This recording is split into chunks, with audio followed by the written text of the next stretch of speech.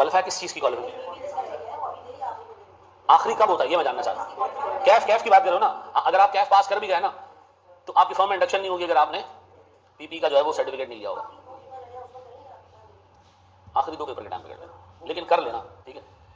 अच्छा जी, MS office RET पे shift होगा या नहीं? आगे बढ़े जी। आप लोग ना काम करना है, यकीन करो एक अजाब काम है। हमने पूरे लड़ झगड़ के आप लोगों के लिए ग्रुप रिस्ट्रिक्शन हटा दी। ये क्या किया? लांडी वाली लाइबा कह रही नहीं, मजा नहीं आया, ठीक है, मजा नहीं आया। कुछ ऐसा होना चाहिए था कि कुछ आई कैप को कुछ उड़ा देते ये लोग, तो कुछ ऐसा होता फिर, ठीक है जी। अच्छा चलो जी, आगे आओ मेरे प्यारे बच्चों। अब मैं आपको छोटी सी सिखा रहा हूँ और फिर उसके बाद मैं उससे रिलेटेड क्वेश्चन आपको दूंगा। बोर्ड पे देखिएगा दोस्त, आगे बेटा, बोर्ड पर देखना मेरे प्यारे भाई। मुझे एक बात बताएं, एक कंपनी है, उसके 2021 के रिजल्ट्स और 22 के रिजल्ट्स कुछ इस तरीके से हैं। उसने कहा जनाब मेरे पास सेल्स है 500 यूनिट्स मल्टीप्लाई बाय 10 कितने? 5000। अच्छा नेक्स्ट ईयर की सेल्स है 600 यूनिट्स मल्टीप्लाई बाय 10 कितना जी? 6000। मुझे बताएं इसमें इन दोनों सालों में जो सेल्स का डिफरेंस है वो क्वांटिटी ड्रिवन है या प्राइस ड्रिवन है? क्वांटिटी ड्रिवन है, क्योंकि हमारे पास ज्यादा जो है वो अगले साल यूनिट बिके हैं तो हमारी सेल्स क्या होगी? ज्यादा होगी। फिर जी वेरिएबल कॉस्ट, सर 500 यूनिट की वेरिएबल कॉस्ट थी 7 रुपए के हिसाब से 3500 रुपए की, और उधर 600 यूनिट्स की वेरिएबल कॉस्ट थी सेम 7 रुपए के हिसाब से 4200। ऐसे ही मुझे बताएं दोनों सालों में हमारा कॉन्ट्रीब्यूशन मार्जिन कितना कितना? 1500 और 1800। ऐसे ही गलत नहीं किया मैंने, ये कॉन्ट्रीब्यूशन मार्जिन। अब मैं कह रहा हूँ जी फिक्स कॉस्ट, दोनों सालों में फिक्स कॉस्ट 700 रुपए की है, अनचेंज। क्या आ रहा है? 800 रुपए इधर आ गया और 1100 रुपए इधर आ गया, यह है हमारा प्रॉफिट। ऐसा है। एक बात बताओ, इन 2 सालों में क्या आपकी सेलिंग प्राइस चेंज हुई है? नहीं चेंज हुई, सेम ही रही 10 और 10। इन 2 सालों में आपका variable cost per unit change हुआ? नहीं सर। इन 2 सालों में आपकी फिक्स कॉस्ट चेंज हुई? नहीं सर। फिर क्या चेंज हुआ? ओनली वॉल्यूम चेंज हुआ। ऐसा याद रखिएगा मेरे प्यारे बच्चों, अगर 2 सालों में सिर्फ वॉल्यूम चेंज आ रहा हो, variable cost per unit, selling price per unit, fix cost constant हो, तो जो चेंज आपके कंट्रीब्यूशन मार्जिन में आता है वही चेंज आपके पास प्रॉफिट में भी आता है। चेक करो जरा, चेक करो कितना आ रहा है?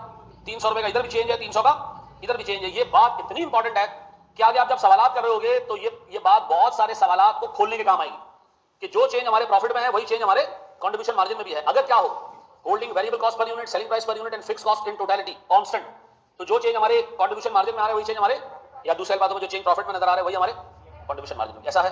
ये पहली बात अपने पास नोट कर लो। एक स्टेप आगे बढ़ते हैं, लिख लेते हैं। मैंने 3 चीजें आपको देखिए कांस्टेंट बताई, selling price per unit, variable cost per unit, fix cost, तीनों कांस्टेंट हो, सिर्फ वॉल्यूम तब्दील होने से प्रॉफिट तब्दील हो रहा है, तो जो चेंज प्रॉफिट में आ रहा है वही चेंज कंट्रीब्यूशन मार्जिन। ऐसा holding selling price, variable cost per unit and total fix cost constant, any change in profit equals to change in. ऐसा। अच्छा सारी चीजें छोड़ दें, प्लीज बोर्ड देखना। अच्छा हम एक चीज देखने जा रहे हैं, एक मेथड जो हमें बहुत पहले देख लेना चाहिए था, वो था हाई लो मेथड। ठीक है जी, एक हाई लो मेथड है, एक छोटा सा जो है वो तरीका है वेरिएबल कॉस्ट और फिक्स कॉस्ट को अलग करने का। मैं आपको छोटी सी एग्जाम्पल देता हूँ। एग्जामिनर आपको कहेगा कि 2021 है और 2022 है। आपसे एग्जामिनर कहेगा कि जी हमारी जो वेरिएबल कॉस्ट है ना, और सुना, वेरिएबल कॉस्ट है जी 500 यूनिट्स की से 10 रुपए के हिसाब से कितने? 5000। और 22 में आपने 7000 यूनिट्स बेचे, मल्टीप्लाई बाय 10 के हिसाब से कितने हो गए जी? 70000। ये दोनों आ गए, ये 50 हो गया ना, सॉरी 70000 और 50000। डन। कंपनी की फिक्स कॉस्ट है से 20000 और कंपनी की फिक्स कॉस्ट से 20 की जगह ले लो 60000। 60 और 60 कितने हो गए टोटल? 1,10,000 और ये कितने हो गए? 1,30,000। ऐसा। एग्जामिनर आपको डेटा इस तरह नहीं देगा। एग्जामिनर आपको देगा जी 2021 है और 2022 है। एग्जामिनर आपको कहेगा जी कंपनी की जो टोटल कॉस्ट है वो कितनी है? 1,10,000 और टोटल कॉस्ट कितनी है?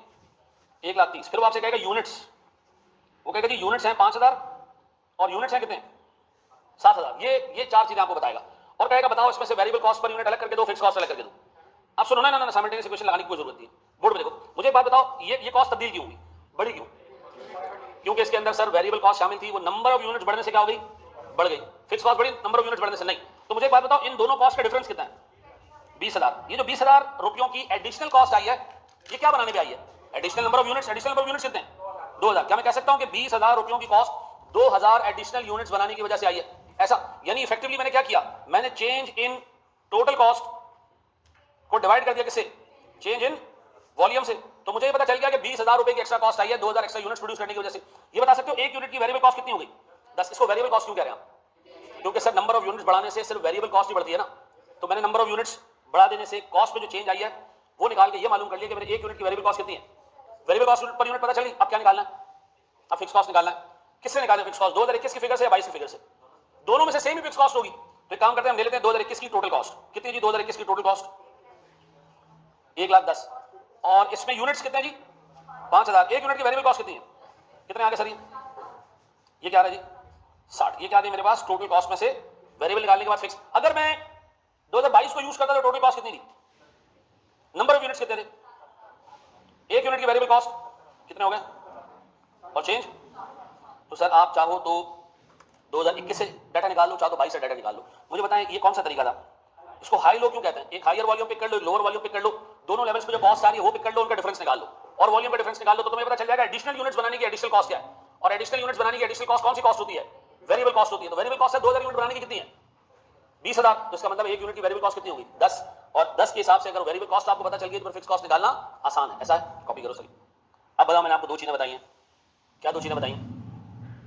कि अगर selling price variable cost per unit fix cost in totality constant है 2 सालों में तो आपके पास जो चेंज प्रॉफिट में आ रहा है वही सीएम में भी आ रहा है। ऐसा? अच्छा, मेरा एक सवाल है आपसे, और सुनना। 2017 2018 कंपनी की सेल्स और कंपनी का कंट्रीब्यूशन मार्जिन। चलो छोड़ो, मैं तुम्हें डायरेक्ट सवाल दे रहा हूं, ये चीज लिखी हुई कर लो।